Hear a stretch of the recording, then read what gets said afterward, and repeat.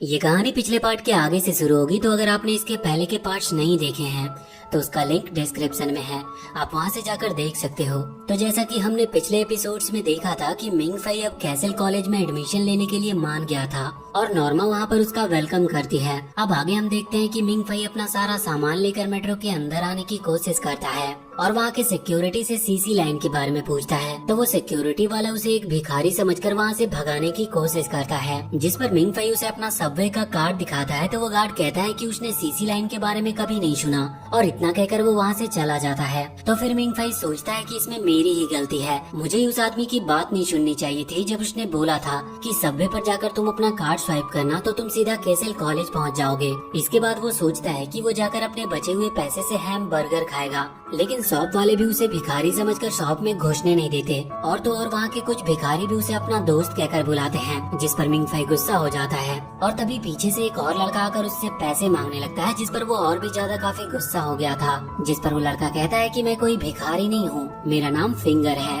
और मैं एक स्टूडेंट हूँ, लेकिन अभी कुछ हालतों की वजह से मुझे ऐसा करना पड़ रहा है, इसीलिए मैं तुमसे बस थोड़े पैसे उधार मांग रहा हूँ। और तभी फिंगर की नजर मिंग फई के कार्ड पर पड़ती है, तो वो उससे पूछता है कि क्या तुम कैसल कॉलेज से हो, जिस पर मिंग फई हाँ में जवाब देता है। तो फिंगर बहुत खुश हो जाता है और कहता है कि मैं तुम्हारा सीनियर हूँ, लेकिन मिंग फई उसकी बातों पर यकीन नहीं करता और उससे कहता है कि इतना बड़ा झूठ तो मत बोलो, जिस पर फिंगर अपना कार्ड निकालकर उसे दिखाता और मिंग फई को उस पर यकीन हो जाता है। आगे मिंग फई फिंगर से उसका ग्रेड पूछता है, तो वो उसे बताता है कि वो अभी 8th ग्रेड में है। दरअसल 4th ईयर के बाद ही मुझे ग्रेजुएट हो जाना चाहिए था, लेकिन मैं 4 बार फेल हो चुका हूँ। इसके बाद मिंग फई उसे सीसी लाइन के बारे में पूछता है, तो फिंगर कहता है कि हाँ, यहाँ पर हमारी ट्रेन आती है और हमारा कॉलेज माउंटेन्स के बीच में छुपा हुआ है, इसीलिए हम नॉर्मल ट्रेन से वहाँ जा नहीं सकते, लेकिन अगर तुम हाई रेटिंग के होते तो वो खुद तुम्हें पिकअप करने के लिए आते, लेकिन लो रेटिंग वालों को ऐसे ही सबवे का वेट करना पड़ता है। इसके बाद वो लोग वहाँ पर सो जाते हैं और थोड़ी देर बाद जब मिंग फई आंखें खोलता है तो उसे एक बेल की रिंग सुनाई देती है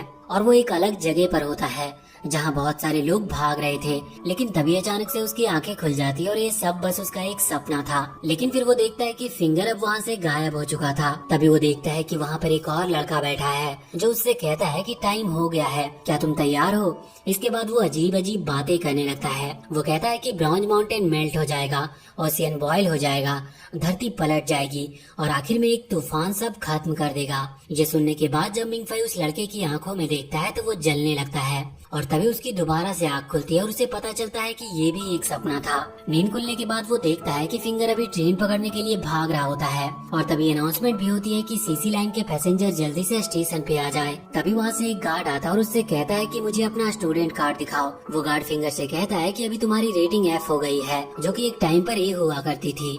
तभी मिंग फई वहाँ पर आकर उसे अपना कार्ड देता और कहता है कि मैं फर्स्ट ईयर में हूँ और मेरा नाम लू मिंग फई है। और उसका नाम सुनते ही वो आदमी पागल जैसा हो जाता है और वो उससे कहता है कि तुम वही मिंग फई हो ना जो S रैंक का है। और ये सुनकर फिंगर भी हैरान हो जाता है कि तुम्हारी रेटिंग प्रिंसिपल के बराबर कैसे है और तुम्हें कोई पिकअप करने कैसे नहीं आया। फिर वो गार्ड कहता है कि प्रोफेसर अभी कंट्री से बाहर है और उन्हें आने में लेट हो गया, लेकिन फिर भी अगर तुम अपना कार्ड स्वाइप करके गेट से गुजरते तो कॉलेज उसी वक्त तुम्हारे लिए ट्रेन भेज देती। और ये सुनकर मिंग फई भी कहता है कि तब तो मैं बेकार में ही उतने देर से यहाँ पर वेट कर रहा था। इसके बाद ट्रेन में मिंग फई अपना यूनिफॉर्म पहन लेता है और प्रोफेसर उससे कहते हैं कि मैं तुम्हें कॉलेज में जाने से पहले कुछ बातें बताऊंगा और फिर वो फिंगर को भी वहाँ से चले जाने के लिए कहते हैं। इसके बाद वो प्रोफेसर उसे एक एग्रीमेंट पर साइन करने के लिए बोलता है और मिंग फई भी बिना उसे पढ़े ही उस पर साइन कर देता है। इसके बाद प्रोफेसर बताना शुरू करते हैं कि कुछ नए स्टूडेंट इससे बहुत डर गए थे, पर मैं ट्राई करूंगा तुम्हें डर न लगे। हमारा कॉलेज 4 से 5 साल का है, मगर हमारे कॉलेज का कोर्स स्पेशल है।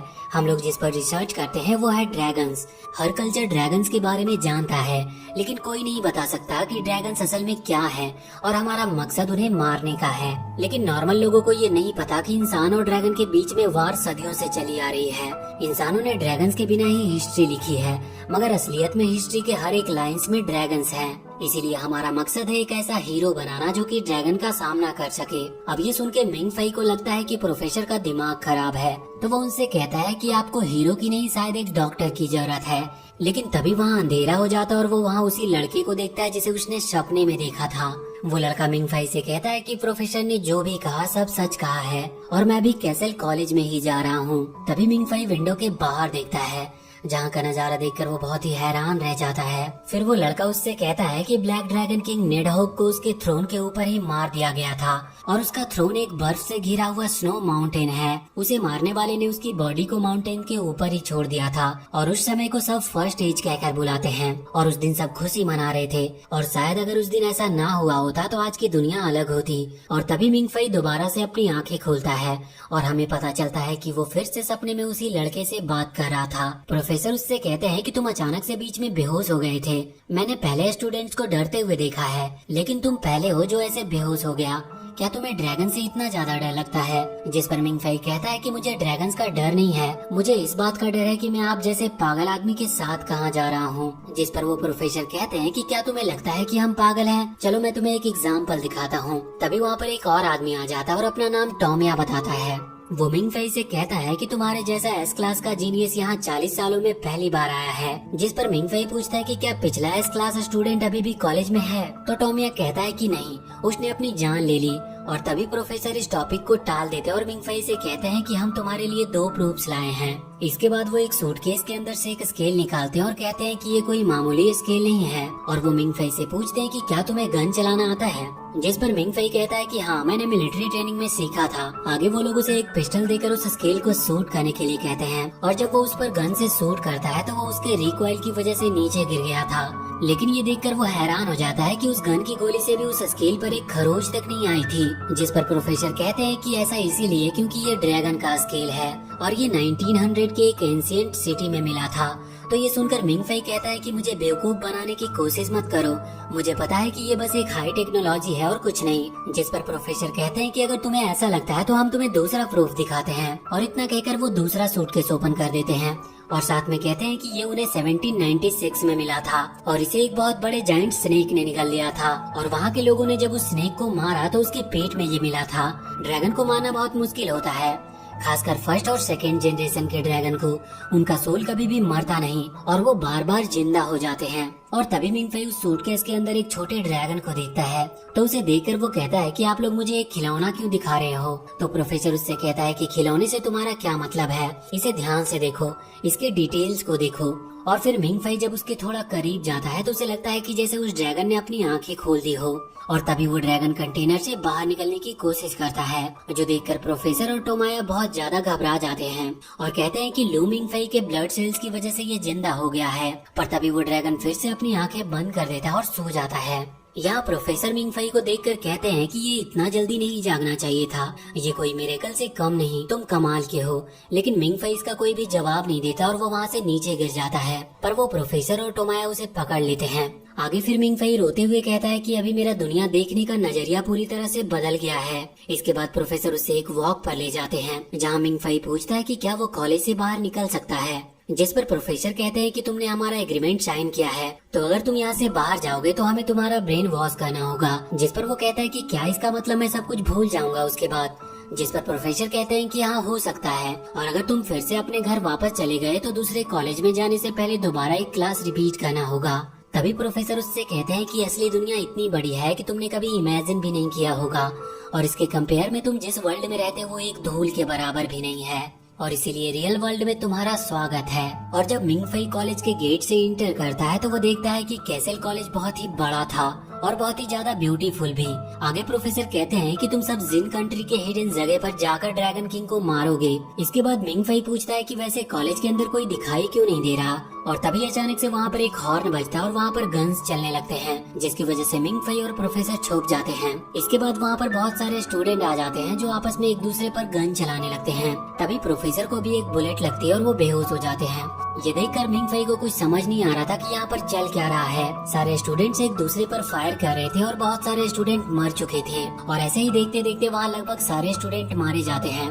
इसके बाद मिंग फई वहाँ से एक डॉक्टर की तलाश में निकल जाता है, पर तभी वो वहाँ पर 2 स्टूडेंट को देखता है जो कि एक दूसरे के सामने खड़े हुए थे और देखते ही देखते वो दोनों अपने स्वॉर्ड से वहाँ पर फाइट करने लगते हैं और उनकी फाइट काफी खतरनाक थी। मिंग फई ये सब देखकर सोच रहा था कि आखिर इस कॉलेज में चल क्या रहा है, लेकिन तभी उसके सामने नुओ आ जाती है जो उसकी तरफ गन करते हुए उसे नीचे झुकने को कहती है और उसके पीछे खड़ी होकर फायर करने के पोजीशन में आ जाती है। लेकिन इससे पहले कि नुओ उसे मारती, वो लड़की नुओ पर फायर कर देती है जिससे वो वहीं पर गिर जाती है। और यहाँ पर मिंग फई को फिर से उसी लड़के की आवाज सुनाई देती है जो उससे कह रहा था कि चलो उन्हें अपनी जुर्म की सजा देते हैं। और फिर मिंग फई उस लड़की पर फायर कर देता है और बाहर निकलकर उन दोनों लड़कों को भी फायर करके मार देता है। बाहर जैसे ही वो दोनों लड़के मरते हैं, वहाँ पर विक्ट्री का एक गाना बजने लगता है और वहाँ बहुत सारी लड़कियां आकर सभी स्टूडेंट को ट्रीट करने लगती है। तभी मिंग फई के पास एक प्रोफेसर आते हैं जो उसे देखकर कहते हैं कि क्या तुम एक फ्रेशमैन हो, जिस पर वो उन्हें हाँ में जवाब देता है। इसके बाद वो प्रोफेसर उस पर चिल्लाने लगते हैं और अभी से इस एक्टिविटी में ज्वाइन होने के लिए डांटते हैं। लेकिन तभी पीछे से वही दूसरे वाले प्रोफेसर भी आ जाते हैं।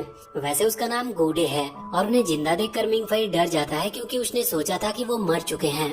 जिस पर प्रोफेसर गुडे मिंग फई से कहते हैं कि मैं अभी भी जिंदा हूँ। तो मिंग फई कहता है कि आपके ड्रेस के ऊपर लगा हुआ ये खून इस बात का प्रूफ है कि आप जिंदा नहीं हो। जिस पर वो प्रोफेसर कहते हैं कि ये नकली है। आज कॉलेज का लेजर डे है, इसीलिए स्टूडेंट्स जो चाहे वो कर सकते हैं। इसीलिए हम वो बुलेट यूज कर रहे थे, वो भी सिर्फ बेहोश करने वाली।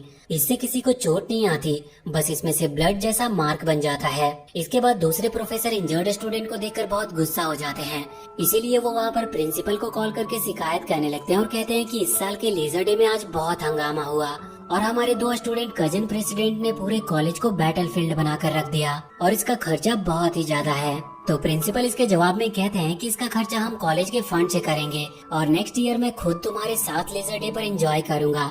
ये सुनकर सभी स्टूडेंट बहुत खुश हो जाते हैं। इसके बाद प्रिंसिपल कहते हैं कि मैं लू मिंग फई से बात करना चाहूंगा, जिस पर प्रोफेसर मिंग फई से उनकी बात कराते हैं। प्रिंसिपल मिंग फई को पहले ही दिन 2 प्रेसिडेंट को हराने के लिए कांग्रेट्स कहते हैं और कॉलेज में वेलकम करते हैं। आगे प्रोफेसर उससे वहाँ से भाग जाने को कहते हैं क्योंकि सारे स्टूडेंट्स मिंग फई से बहुत ज्यादा गुस्सा थे क्योंकि अब उन्हें पता चल गया था कि उनके प्रेसिडेंट को हराने वाला वही है। इसके बाद हम प्रिंसिपल और एक आदमी को बात करते हुए देखते हैं जहाँ प्रिंसिपल कह रहा था कि 8 साल पहले की लड़ाई में हमारे स्टूडेंट्स बहुत ज्यादा टैलेंटेड थे और एकदम डिसिप्लिन में रहते थे, लेकिन फिर भी वो मारे गए। इसीलिए मुझे लगता है कि हमें बहुत सारे स्टूडेंट्स की नहीं, सिर्फ एक जीनियस की जरूरत है, एक ऐसा लीडर जिससे वो ड्रैगन किंग खुद डरे। जिस पर वो दूसरा आदमी कहता है कि हमारे 2 स्टूडेंट प्रेसिडेंट सीजर और चू जियांग भी जीनियस हैं, लेकिन लू मिंग फई में ऐसा कुछ नहीं है। तो प्रिंसिपल कहता है कि उसके एस क्लास होने के पीछे एक रीजन है। जिस पर वो आदमी कहता है कि मुझे लगता है कि उसके स्ट्रांग बनने से पहले ही वो सीजर और जिहांग के बीच में दबकर रह जाएगा। तो इस पर प्रिंसिपल कहते हैं कि एक जीनियस एक स्वॉर्ड की तरह होता है जिसे नुकीला बनाने के लिए स्टोन से प्रेशर देना पड़ता है, इसलिए मुझे यकीन है कि मिंग फई इसमें जरूर कामयाब होगा। आगे हम देखते हैं कि मिंग फई अपने डॉर्म के अंदर आ चुका था और तभी फिंगर उसके पीछे से आकर उसे वेलकम करता है और कहता है कि हम दोनों रूममेट्स हैं। फिर फिंगर उससे कहता है कि तुम अभी कॉलेज में नए आए हो और तुम्हें ज्यादा कुछ पता नहीं है, तो चलो मैं तुम्हें कॉलेज घुमाता हूँ। इसके बाद फिंगर उसे पूरा कॉलेज घुमाता है। तो मिंग फई ये सब देखने के बाद कहता है कि यहाँ के स्टूडेंट एकदम मामूली दिखते हैं, इन्हें देखकर कोई ये नहीं बोल सकता कि ये लोग ड्रैगन्स मारने की ट्रेनिंग कर रहे हैं। जिस पर फिंगर कहता है कि ऐसा इसीलिए क्योंकि कॉलेज के अंदर कोई भी स्टूडेंट अपना कोटोडोमा यूज नहीं कर सकता। इसके बाद फिंगर उसे कोटोडोमा टीचिंग एरिया में लेकर जाता है और कहता है कि पूरे कॉलेज में तुम सिर्फ यहीं पर कोटोडोमा यूज कर सकते हो। और तभी मिंग फई एक लड़की को अपने कोटोडोमा से मेकअप करते हुए देखता है और वो उससे काफी इम्प्रेस होता है। आगे फिंगर कहता है कि कोटोडोमा की पावर ड्रैगन इंस्क्रिप्शन और ड्रैगन ब्लड लाइन के बीच से मिलती है और आज तक टोटल 100 कोटोडोमा मिले हैं और कॉलेज में हर कोटोडोमा का एक नंबर है, जिसका जितना कम नंबर वो उतना ज्यादा पावरफुल होता है। तभी वहाँ पर एक स्टूडेंट अपना कोटोडोमा कंट्रोल नहीं कर पाता, जिससे वहाँ पर हर तरफ पानी फैलने लगता है और ये देखकर फिंगर और मिंग फई भागने लगते हैं। तो फिलहाल हम इस पार्ट को यहीं पर एंड करते हैं और इसके आगे के पार्ट्स अगर आपको देखने हैं तो कमेंट सेक्शन में हमें जरूर बताएं और वीडियो अगर अच्छी लगी हो तो चैनल को सब्सक्राइब करके बेल आइकन जरूर दबा ले।